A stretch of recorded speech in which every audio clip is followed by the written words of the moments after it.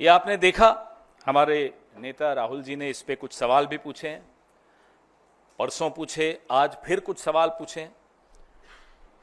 ये बहुत महत्वपूर्ण इसलिए हो जाता है कि पिछले पूरे एक हफ्ते में अमेरिकी राष्ट्रपति डोनाल्ड ट्रंप अलग अलग देशों में, जमीन पर, हवा में, हवाई जहाज में एक बात दोहराते रहे कि उन्होंने युद्ध रुकवाने में मध्यस्थता की।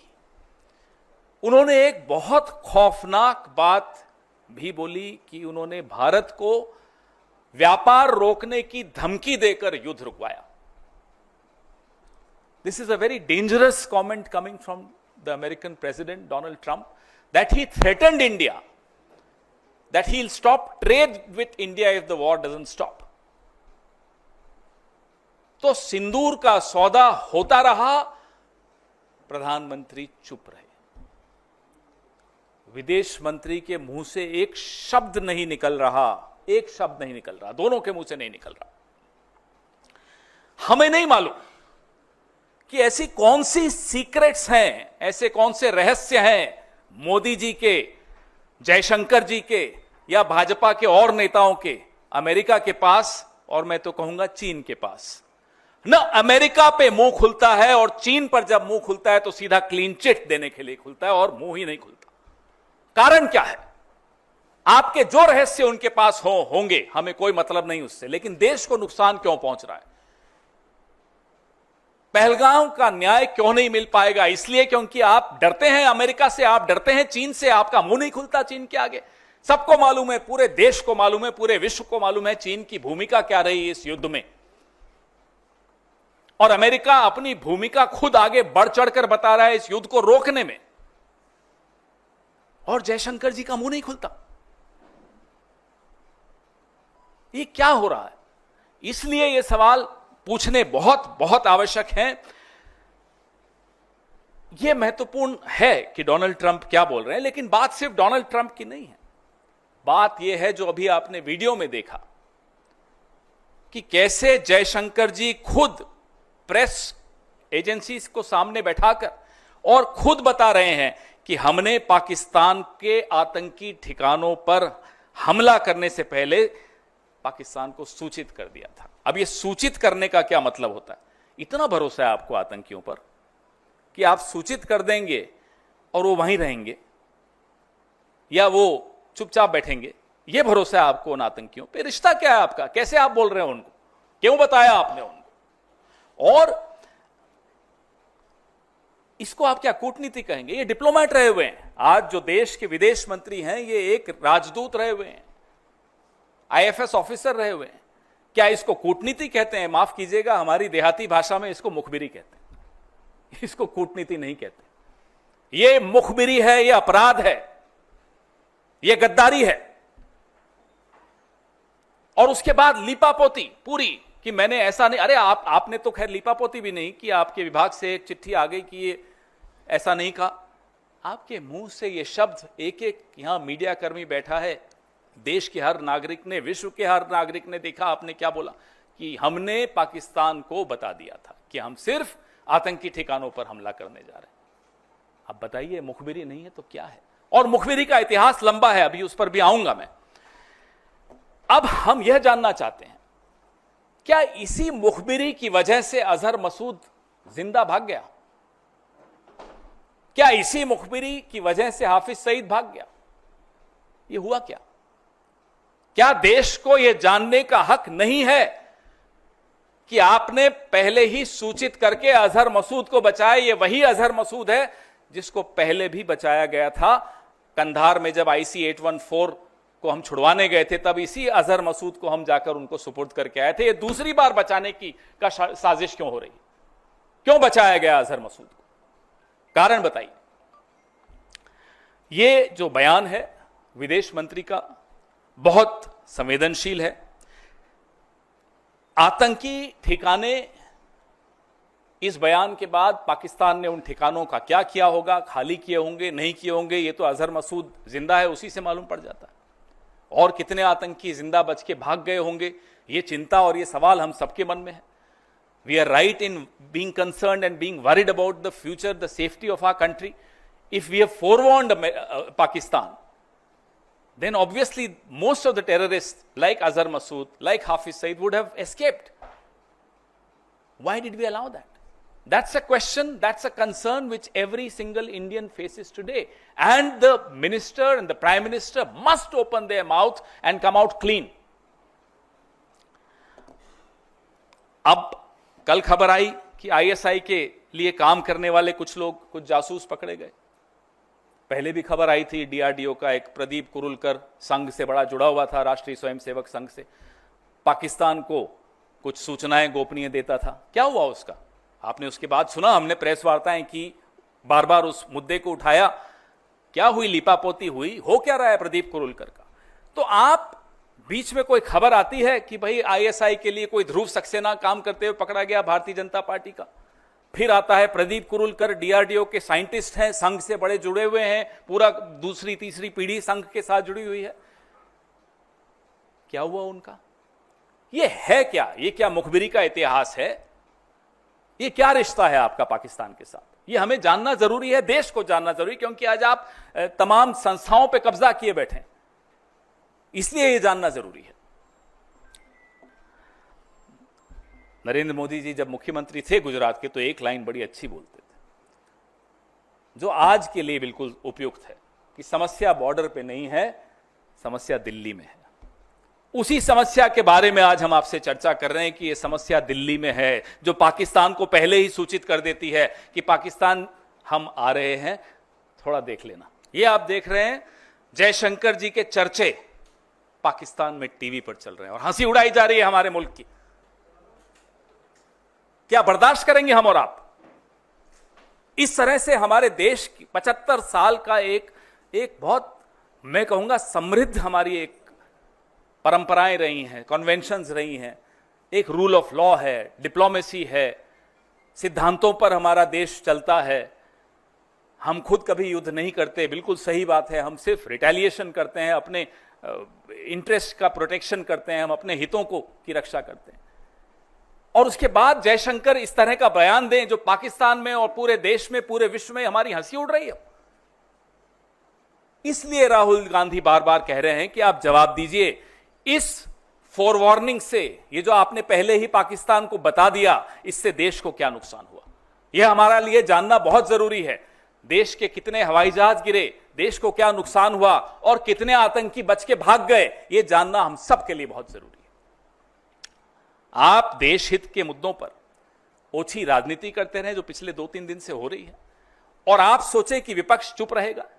आप सोचें कि विपक्ष इतने जो संवेदनशील सवाल हैं, जो देश की गोपनीयता और सुरक्षा से जुड़े हुए हैं, देश के लॉन्ग टर्म इंटरेस्ट से जुड़े हुए हैं, देश के हितों से जुड़े हुए हैं, उस पर हम सवाल नहीं पूछेंगे तो आने वाली पीढ़ी हमको जवाब मांगेगी हमसे कि आप विपक्ष में थे, आप क्यों नहीं बोले। आपका तो जो करेगी आने वाली पीढ़ी वो आप देख ही लेंगे। हम ये सवाल पूछेंगे, आप हमारा मुंह नहीं बंद कर सकते, और अगर हम नहीं पूछेंगे तो पहलगाम, पुलवामा, इस तरह की घटनाएं होती रहेंगी, क्योंकि आप तो नाकारा निकले, इस तरह के काम करते हैं आप। तो ये कांड है, काम नहीं है, और ये कोई आज की बात नहीं है।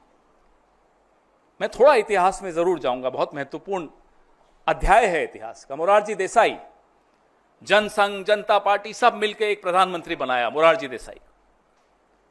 मोरारजी देसाई ने, और ये रिकॉर्डेड हिस्ट्री है, कोई हवाबाजी व्हाट्सएप यूनिवर्सिटी और ये आईटी वाली ट्रोल नहीं है, रिकॉर्डेड हिस्ट्री है। मोरारजी देसाई ने फोन उठाकर जनरल जियाउल हक को कहा कि हमें राव वालों ने बताया है काहुता में आपका न्यूक्लियर क्या तैयारी चल रही है। पूरे डिटेल रॉ के हमारे जो इंफ्रास्ट्रक्चर था पाकिस्तान में, जो हमारे कैंप्स, वो सारा बता दिया उनको। कुछ हफ्तों में, हफ्ते भी नहीं, कुछ दिनों में हमने इतने रॉ के लोग गंवा दिए वहां, उनको पाकिस्तान ने गायब कर दिया, मार दिया, क्या किया हमें नहीं मालूम। और जो दशकों की मेहनत थी रॉ की, वो मोरारजी देसाई के जियाउल हक को एक फोन कॉल में खत्म कर दी। इसीलिए कहता हूं मुखबिरी का इतिहास है। और ये मोरारजी देसाई हैं, जैसा देश में हमारे भारत रत्न होता है ना, पाकिस्तान में निशाने पाकिस्तान होता है। मोरारजी देसाई को पाकिस्तान ने निशाने पाकिस्तान से नवाजा। हम चुप रहते हैं, इसका मतलब नहीं कि हम ये सब पीड़ा हम सब ने झेली नहीं, इस देश ने नहीं झेली। आज भी कीमत अदा कर रहे हैं मोरारजी देसाई के इस अपराध का, पाप का। ये पाप की श्रेणी में आता है जो मोरारजी देसाई ने किया, और ये पाप की श्रेणी में आता है जो एस जयशंकर ने किया, और ये पाप की श्रेणी में आता है जो प्रधानमंत्री की चुप्पी है, जो जयशंकर की चुप्पी है चीन और अमेरिका को लेकर। इससे बड़ा पाप इस देश में किसी सरकार ने, किसी विदेश मंत्री ने, किसी प्रधानमंत्री ने नहीं किया, जो मोरारजी देसाई ने किया, जो नरेंद्र मोदी ने किया, और जो एस जयशंकर अभी कर रहे हैं इस देश के साथ। यह गुस्सा हम सबके दिलों में है, क्योंकि हमारे सैनिक पूरा पराक्रम दिखाकर पाकिस्तान को घुटनों पर ले आते हैं, और अचानक डोनाल्ड ट्रंप आते हैं और कहते हैं सीज फायर मैंने करवाया। टेलीविजन चैनल्स हम सबको में जोश भरते हैं कि इस्लामाबाद कब्जे में आ रहा है, कराची पे हमला हो गया है। बीच में डोनाल्ड ट्रंप आते हैं, बैठ जाइए, हो गया सीज फायर, और मोदी चुप। सिंदूर से सौदा मंजूर नहीं है, देश के प्रति गद्दारी मंजूर नहीं है। वो कोई हो, किसी भी पद पर बैठा हो, देश के प्रति गद्दारी अगर करेगा तो हम सवाल पूछेंगे और जनता उसको जवाब देगी। आपके सवाल।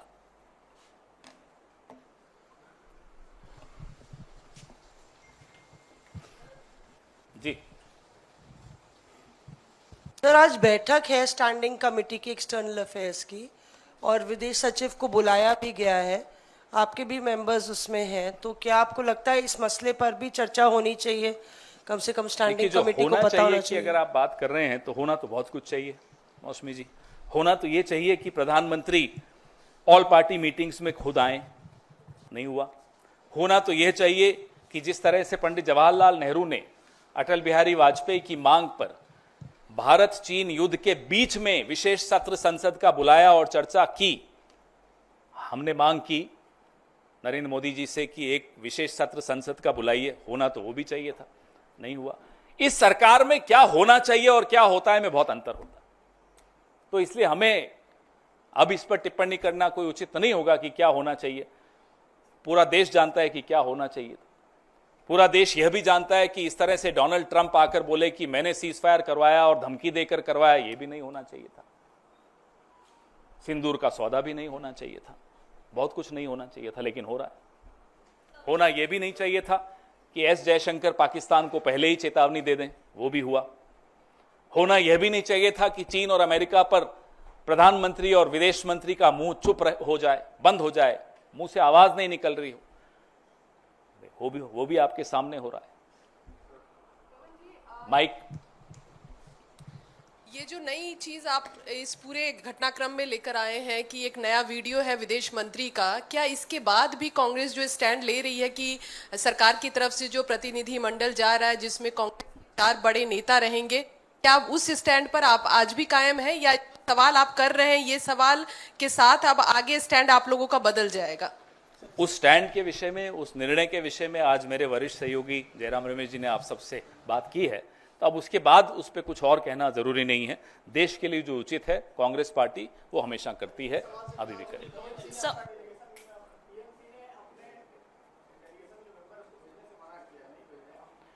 कांग्रेस पार्टी ने अपना जो स्टैंड है अभी कुछ देर पहले जयराम रमेश जी ने स्पष्ट कर दिया है।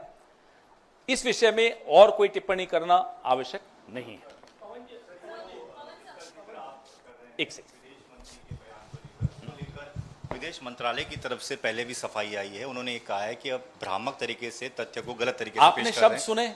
नहीं सर, उसमें एक चीज उन्होंने ये कही है, उसमें ये कहा है कि विदेश मंत्री का जो बयान है वो उसके बाद जब ये ऑपरेशन सिंदूर हो गया और ये कहा गया कि किसी सैन्य ठिकाने को निशाना नहीं बनाया गया, ये जानकारी पाकिस्तान को दी गई। एट द स्टार्ट का हिंदी अनुवाद कोई और कर ले, मैंने तो करके देख लिया, कईयों से करवाया जिनको हिंदी और इंग्लिश दोनों आती है, मुझे भी थोड़ी बहुत आती है दोनों भाषाएं। एट द स्टार्ट का मतलब आप मुझे समझाइए। At the start Raman ji आप बता दीजिए, कोई तो बताओ, आप तो हिंदी भी अच्छी जानते हैं सब। एट द स्टार्ट का मतलब क्या होता है? हमें मूर्ख बनाते हो, देश को मूर्ख बनाते हो, खुद बोलते हो और उसका नतीजा भी सबको दिखता है, तो अब जब विपक्ष सवाल पूछ रहा है तो हमें अंग्रेजी हिंदी सिखाने लगे हो, ये क्या मतलब है? हमें अभी कोई पूछ रहा था कि भाई डोनाल्ड ट्रंप तो दोस्त हैं मोदी जी के, 6 महीने हो गए राष्ट्रपति बने हुए, भारत में अमेरिका का कोई राजदूत नहीं बना, हमने कहा है ना, जयशंकर जी बैठे तो हैं जी। Mic. Sir, this is a question related to, BJP has again racked up this issue of Congress office in Turkey. So, this. So one is that. Another thing is, the moment Rahul Gandhi issued this statement, basically about this external affairs minister S. Jaishankar saying this, we informed Pakistan at the start of this war and all. So, moments after it, PIB issued a fact check that terming it a fake basically. They said it's a fake. So are they saying that Mr. Jaishankar is fake? That we don't have an EAM called Jaishankar? When you can see what he said to ANI, PTI, a lot of agencies were there when he said that. Everybody heard that. There was a transcript of what he said which was released. Everything is fake? Well, we are happy to believe and agree with them that, well, it's a fake EAM who can't protect and uphold the interests of our country. Can't be a real EAM, External Affairs Minister. Tall giants have occupied this position in this country. नहीं, आपका दूसरा सवाल. Sorry, he has another question. कौन सा वाला?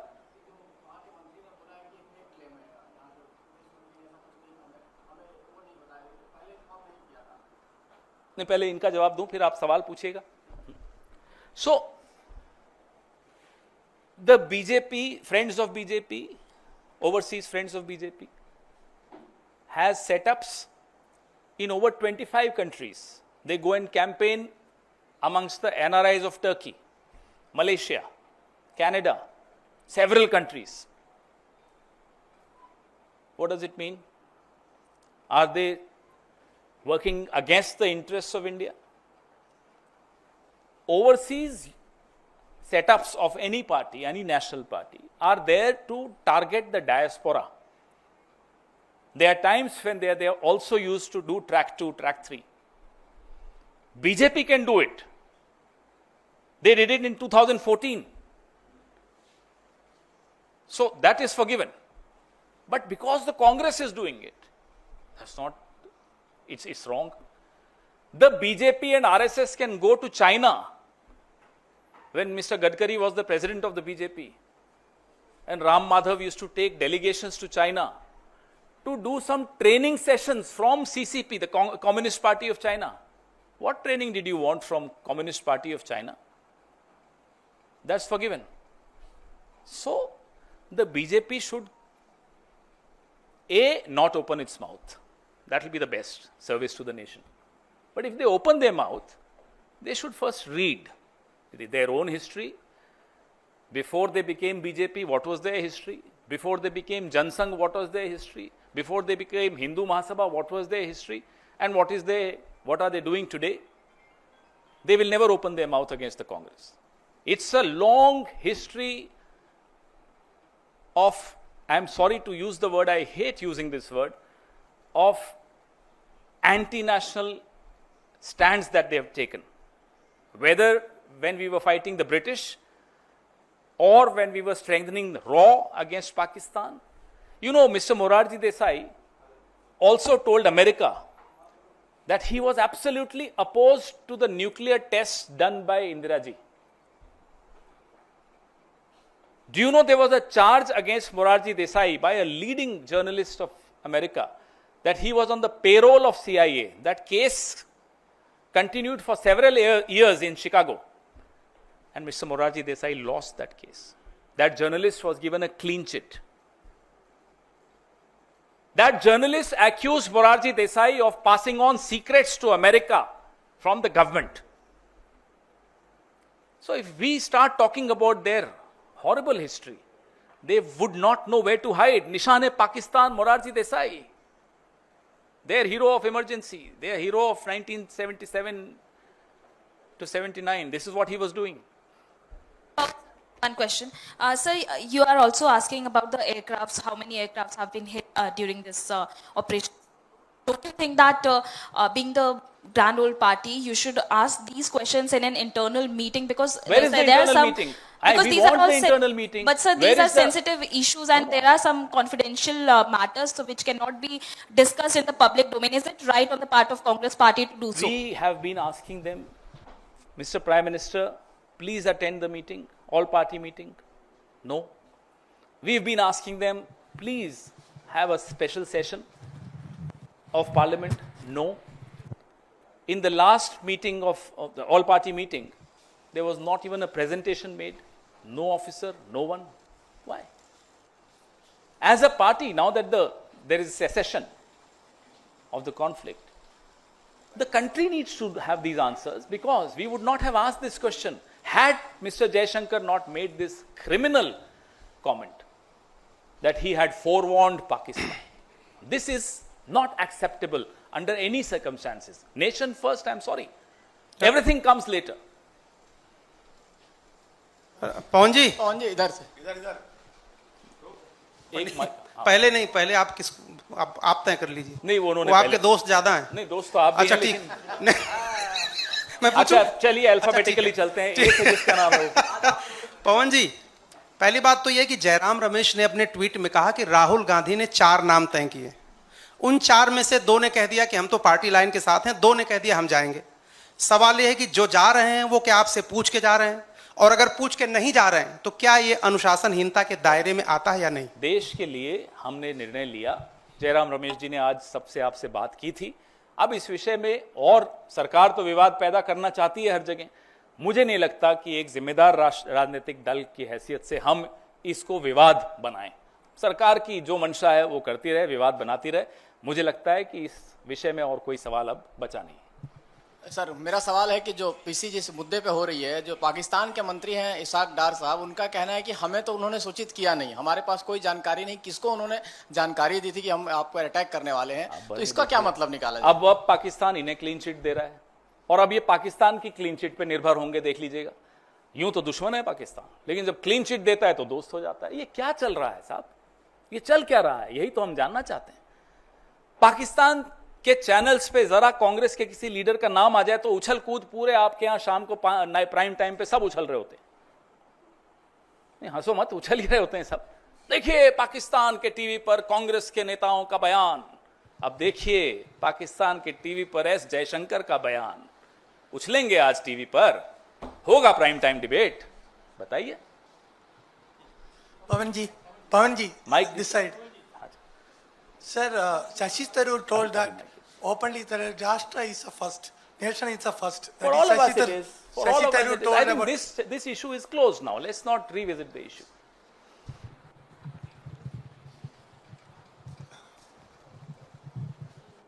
पवन जी, जिस आधार पर आपने आज सवाल पूछे हैं और विदेश मंत्री के बयान का हवाला दिया है, तो क्या ये ऑपरेशन सिंदूर पर भी कांग्रेस सवाल उठा रही है, उसकी सफलता पर? ऑपरेशन जिसका पे सबूत कभी हम सवाल सेना की उठाएंगे ओर से क्या? दिए जा रहे हैं।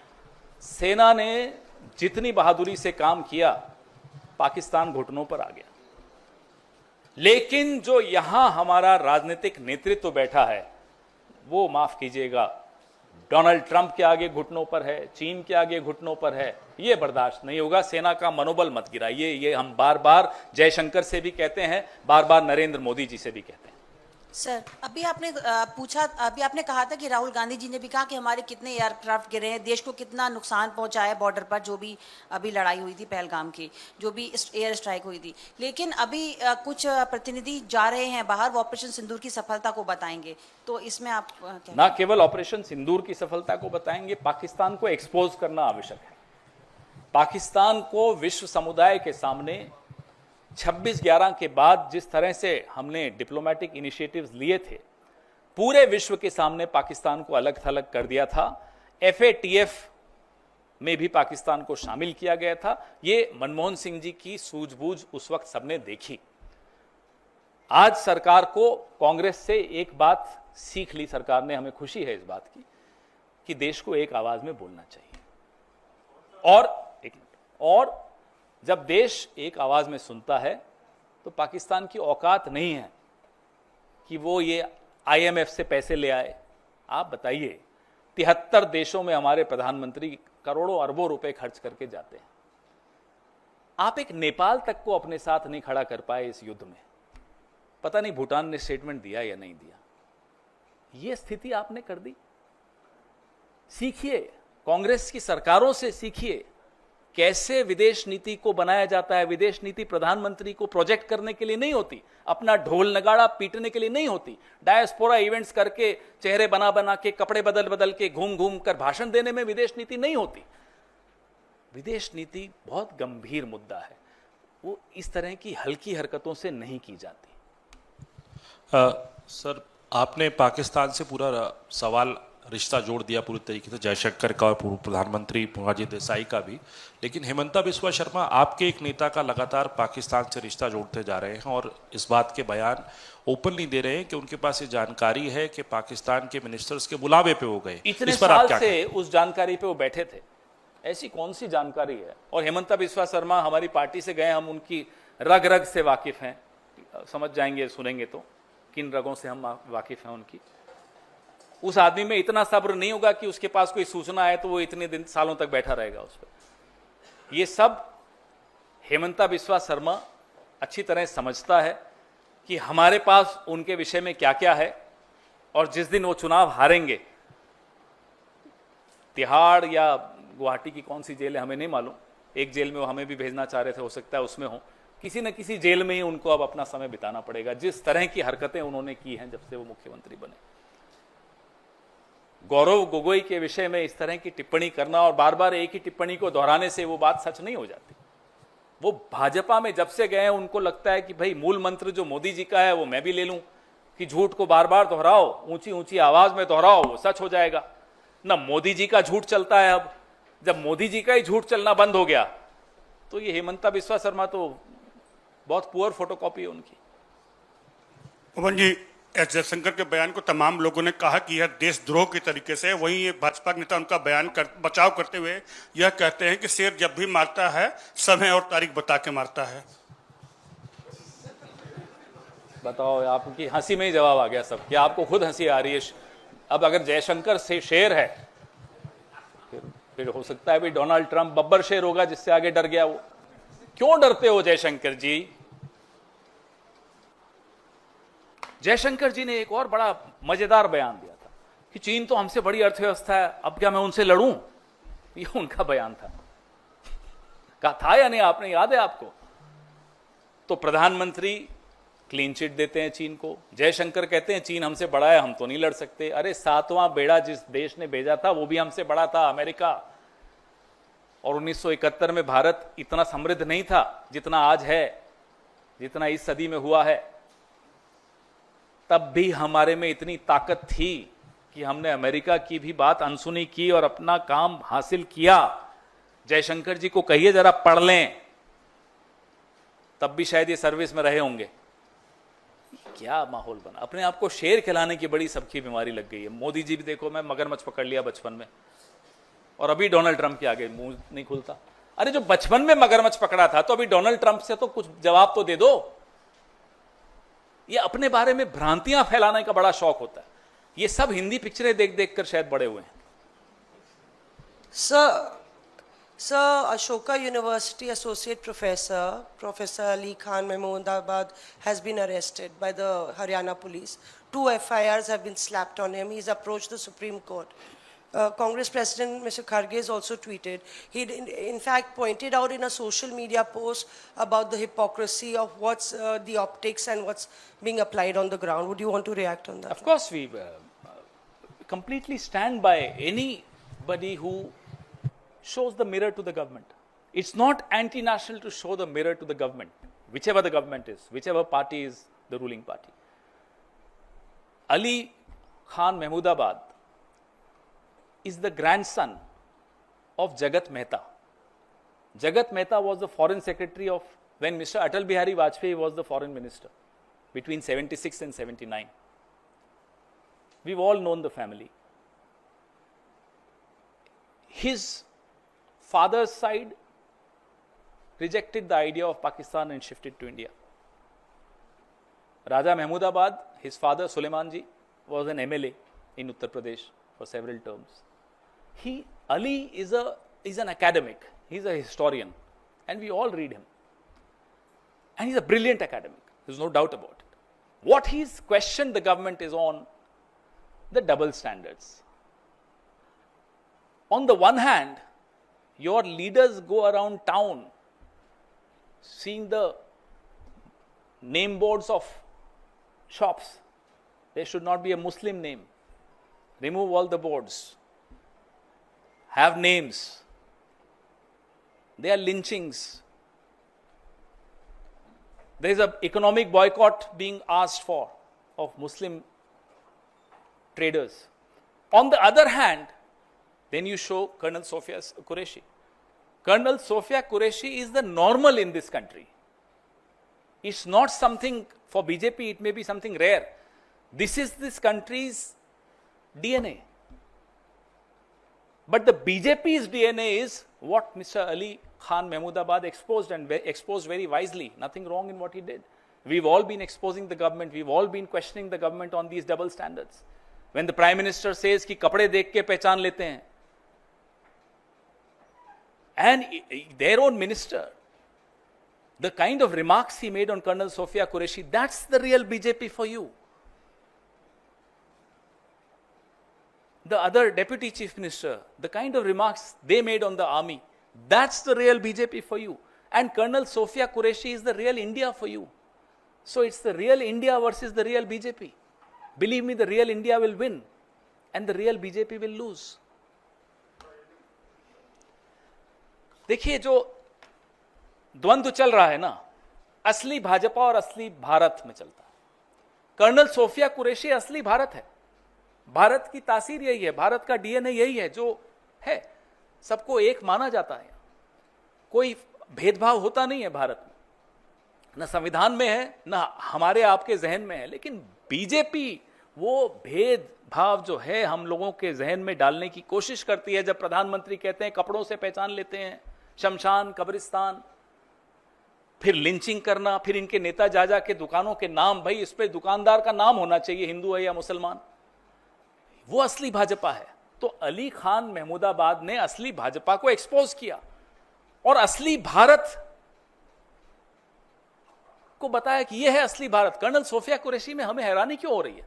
क्या क्योंकि उनका नाम सोफिया कुरैशी है वो कर्नल नहीं हो सकती? अब्दुल हमीद, किसको नहीं मालूम ये नाम? ये नॉर्मल है हिंदुस्तान के लिए, लेकिन भारतीय जनता पार्टी को ये असामान्य लगता है. इसलिए बार बार वो, और फिर भी बेचारे जैसे उनकी तासीर है, जैसा उनका डीएनए है बीजेपी का, वो तो वैसा ही रहेगा, थोड़ा बदल सकता है. फिर उनके मंत्री कह देते हैं आतंकियों की बहन. यही कहा ना, असली भाजपा ये है और असली भारत कर्नल सोफिया कुरैशी है. यह अंतर अली खान महमूदाबाद ने बताया और बड़ी खूबसूरती से बताया. और यह अली खान महमूदाबाद कौन है इनको मालूम है. मुझे नहीं लगता इस सरकार को ज्यादा पढ़ने लिखने से मतलब है. होता तो शायद थोड़ा समझदारी से काम लेते. इनके नाना भारत के पूर्व विदेश सचिव जगत मेहता, अटल बिहारी वाजपेयी जब विदेश मंत्री थे तो जगत मेहता उनके विदेश सचिव थे. उनको बाद में 2001 या 2 में पद्म भूषण भी मिला. ये एक एकेडमिक व्यक्ति है, स्कॉलर है, इतिहासकार है. और उनकी फेसबुक पोस्ट आपने भी देखी होगी, मैंने तो 3-4 बार पढ़ी कि भी इसमें गलत क्या है. फिर मैंने और साथियों से पूछा क्या कोई और फेसबुक पोस्ट है जिस पर एफआईआर? बोले नहीं, इसी पर हुई है. क्या गलत है साहब? हम भी कहते हैं कि लिंचिंग्स के खिलाफ हम आवाज उठाएंगे, नहीं होने देंगे इस देश में. क्योंकि कोई मुसलमान है, आप उसको जाकर दाढ़ी नोच लोगे, उसको मारपीट करोगे, कैसे बर्दाश्त होगा? लिंचिंग किसी की भी हो गलत है, कोई भी करे गलत है. तो ये आवाज उठाना मुझे लगता नहीं है कि गलत था, बहुत सही था. हम उनके साथ हैं. कौन बोल रहा है? Sir, you have referred to President Trump's various remarks on the ceasefire. So, do you think that there is any point in sending a delegation to US, and will they be successful in turning around the US opinion? Well, the idea is to expose Pakistan in the global community. I mean, we were shocked. We in the Congress were shocked. I think every single Indian was shocked that in the middle of the conflict, the IMF releases the funds to Pakistan. How is it allowed? Where is our foreign policy? Then they started lying that a no vote is not allowed. That's absolutely incorrect. There have been several instances where no vote was cast by us also.